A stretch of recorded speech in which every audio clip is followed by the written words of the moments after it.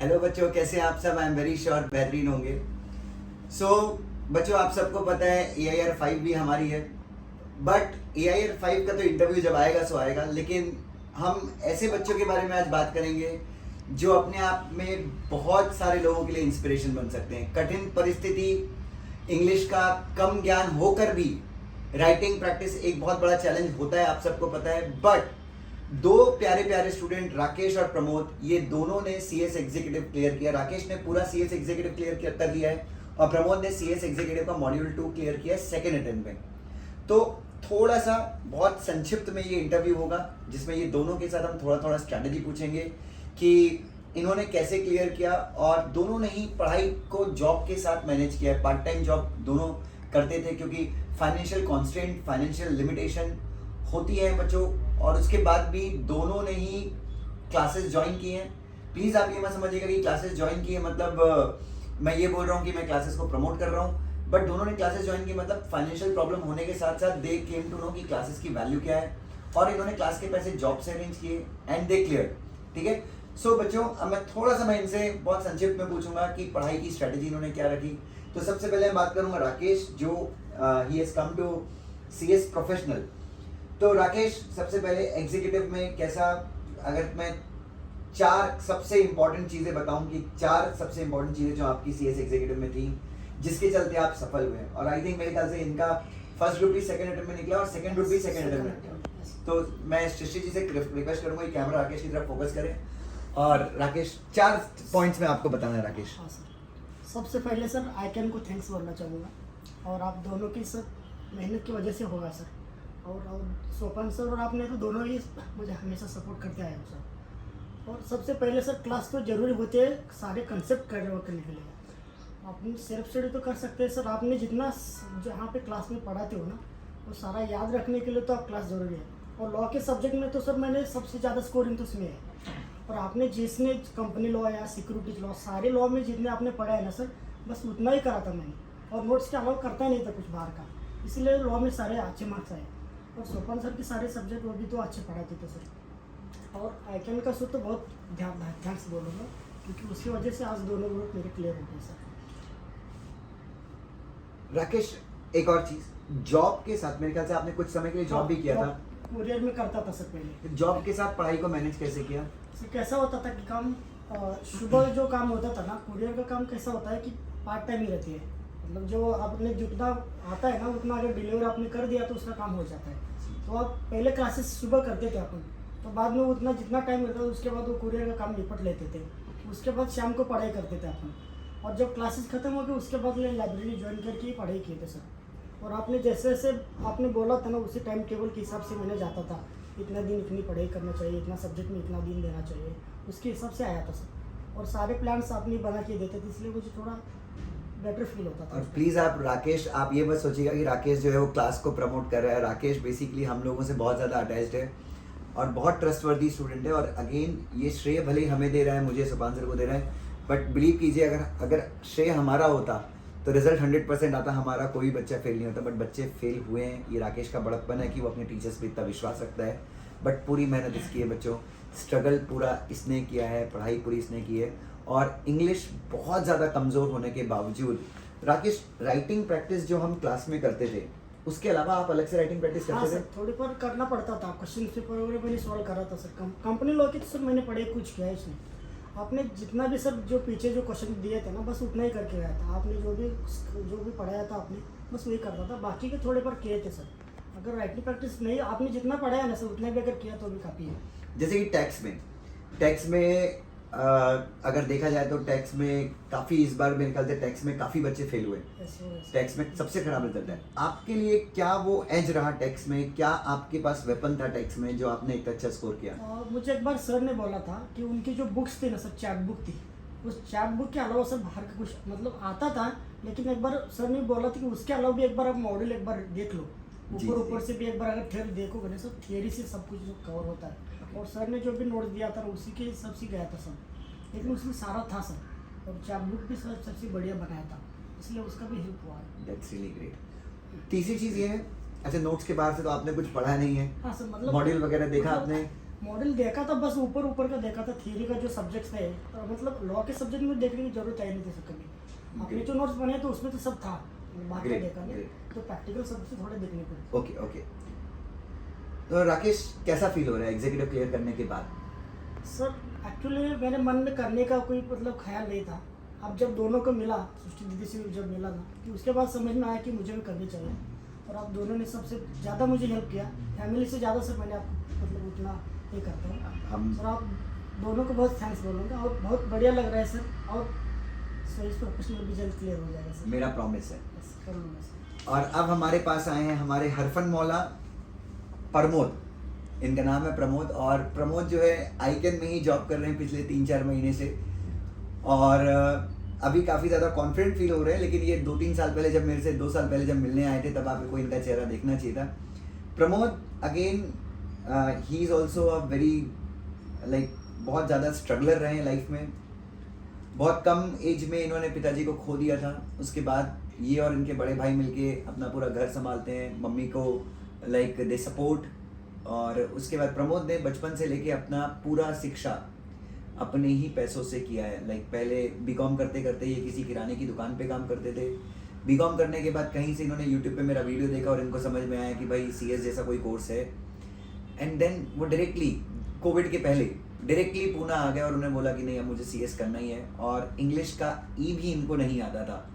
तो अगेन राकेश की तरह प्रमोद भी बहुत हम्बल बैकग्राउंड से आते हैं, अपना एजुकेशन खुद फाइनेंस करते हैं, और दूसरे प्रयास में इनको सीएस एग्जीक्यूटिव में सफलता मिली और ग्रुप 2 इन्होंने पहले क्लियर किया। तो वो अपने आप में एक बहुत बड़ा अचीवमेंट है, क्योंकि थियरी और प्रैक्टिकल दोनों ही सब्जेक्ट्स का समावेश ग्रुप 2 में है।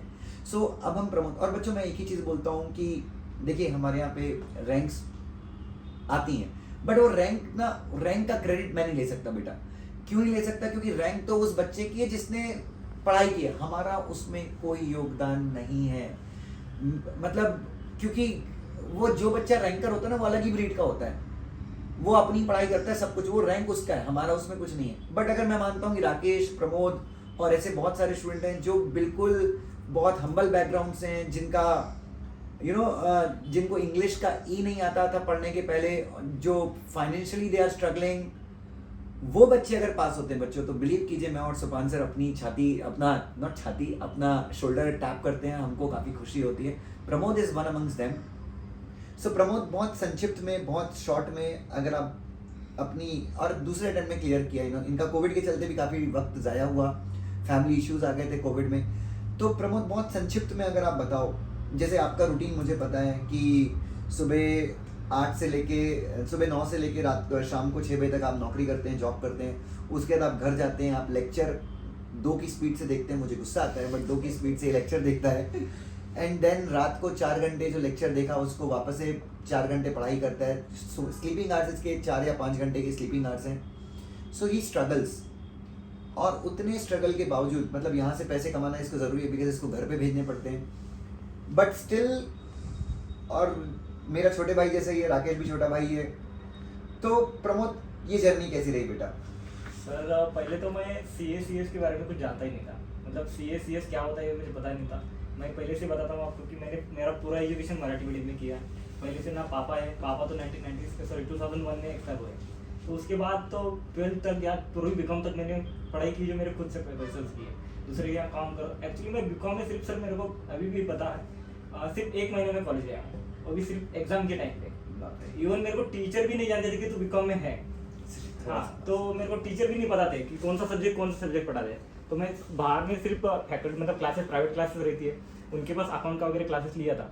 बाकी सब्जेक्ट में खुद से, वो भी सारे मराठी मीडियम में। तो उसके बाद बीकॉम हुआ सर। बीकॉम होने के बाद मतलब अभी क्या करना है, तो पुणे आया। पुणे आने के बाद मैंने एक आईटी में बैक ऑफिस में काम किया। तो बैक ऑफिस में काम करने के बाद ऐसे ही यूट्यूब पे मेरे मन में पहले से था कि सीएस वो तो करना है, लेकिन पूरा गाइडेंस नहीं था कि ये करना है, वैसे करना है, कैसे करना है। तो उसके बाद फिर मैंने आपका वीडियो देखा यूट्यूब पे। तो यूट्यूब का वीडियो देखने के बाद क्लास में आया, आपसे मिला, तो मैं तो पूरी शौक ही हो गया था कि जिस सर को मैंने यूट्यूब पे देखा तो मेरे सामने मिल गए मेरे। तो आपने जब मैं क्लास में आया तो आपने बताया कि ऐसे डिफरेंस होता है सीएस में। तो मैंने फिर सोचा कि फी इतनी भरनी पड़ती है, 40,000 है, 40 जो भी है। तो मैंने सोचा कि इतने भी तो पैसे तो मेरे पास नहीं है। तो सर मेरे को अभी भी याद है जब मैं एग्जीक्यूटिव की क्लासेस कर रहा था, तब मैं आईटी में यहाँ पे है, पुणे में एक IT क्यूब करके कंपनी है बैक ऑफिस के लिए, तो वहाँ पे मैं नाइट जॉब के लिए जाता था। मेरी शिफ्ट रहती थी शाम के 8 बजे से सुबह 5 बजे। तो मैं ऑफिस से आते थे मेरे को 7 बज जाते थे। 7 से 10 बजे तक सो और 10 साढ़े 10 बजे उठो तो 11 बजे क्लास में आओ और पूरी दिन क्लास करो और शाम में सेम वही रूटीन, और जो भी है पढ़ाया है वो संडे को रिवीजन करो। ऐसे करते करते मैंने उसमें बीच में कोविड आ गया सर, उसके बाद मेरा वो एग्ज़ाम नहीं हुआ। फिर बाद में मैंने फिर से क्लास के आया आपके यहाँ, फिर से क्लासेस की। उस समय मैं जोमेटो करता था, आपको भी बताया सर। जोमेटो करते करते फिर मैंने यहाँ से क्लासेस की। तो फिर क्योंकि फाइनेंस तो मेरे खुद ही करना है, तो घर से कोई मिलता नहीं है। मेरा छोटा भाई है यहाँ पे, वो भी कैब चलाता है, तो खुद ही मेरे को करना है सर। तो जोमेटो करते करते फिर मैंने भी बाद में फाइनेंस किया खुद को मैंने, और उसके बाद सेकंड ग्रुप की क्लासेस अच्छी से की। उसके बाद मैंने अगस्त में अटेम्प्ट दिया तो उसमें 180 आया सर। तो फिर आपने बोला कि नहीं ऐसे नहीं होता है, अच्छे से पढ़ाई करो। सर आपके ऊपर मेरे को बहुत विश्वास है, ICAN की तरफ से सोपान सर, आपसे सृष्टि मैडम है, तो बहुत अच्छा लगता है। तो आप जैसे मतलब बोलते हो, मतलब इंस्पायर करते हो, हर कुछ ना कुछ बनाते हो कि अगर कोई फेल हो गया पास हो गया तो कैसे करना है, क्या करना है, तो बहुत अच्छा लगता है सर। और अपने जैसा मानते हो, घर के जैसा बच्चा मानते हैं मुझे, तो उससे भी बहुत अच्छा लगता है सर मुझे। और उसके बाद मैंने अभी दिसंबर में फाइनली मैंने सेकंड ग्रुप क्लियर कर लिया, और अभी आगे की तैयारी सर आपके साथ तो शुरू ही है मेरी। ओवर एक्टिंग का 50 काटना पड़ेगा। सो बच्चों, न jokes apart, but yes this is it.